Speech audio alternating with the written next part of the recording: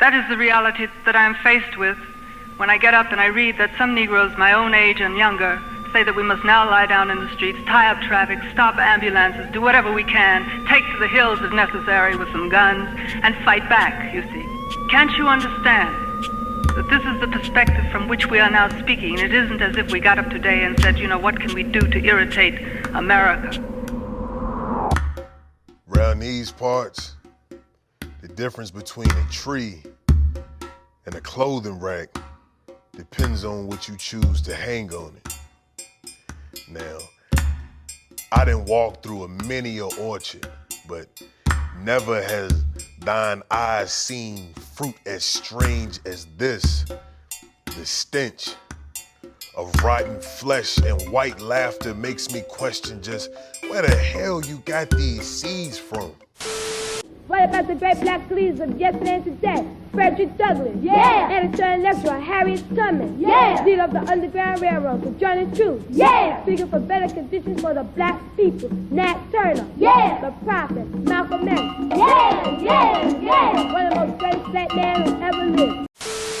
Must have been a magician or a sorcerer. Makes sense how we went from produce section to section 8 to 9 to 5, 8-hour shifts. I can't move in this monkey suit. My rope noose, neckties too goddamn tight.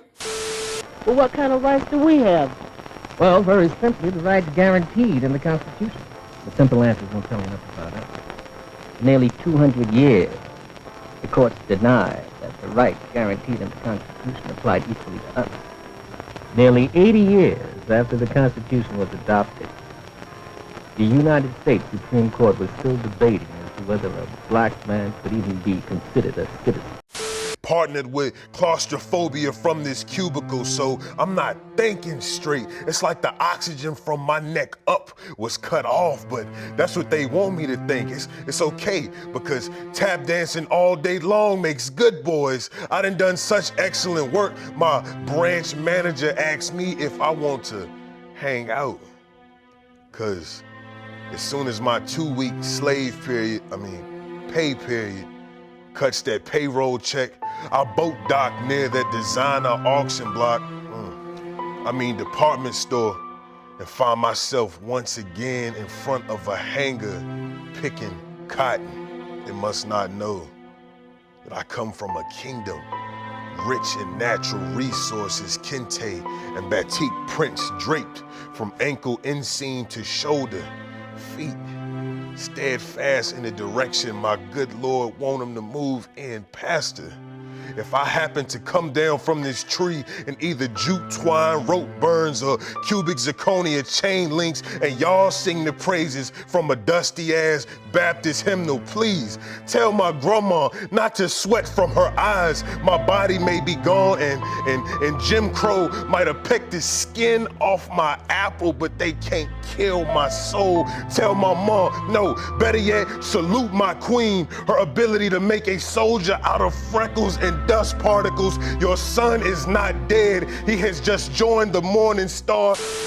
Calling all black people, calling all black people, man, woman, child, wherever you are.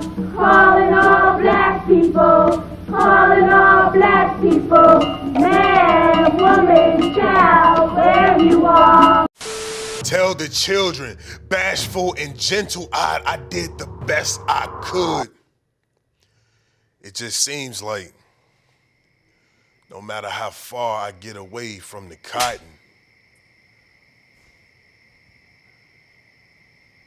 it ain't never far away from me.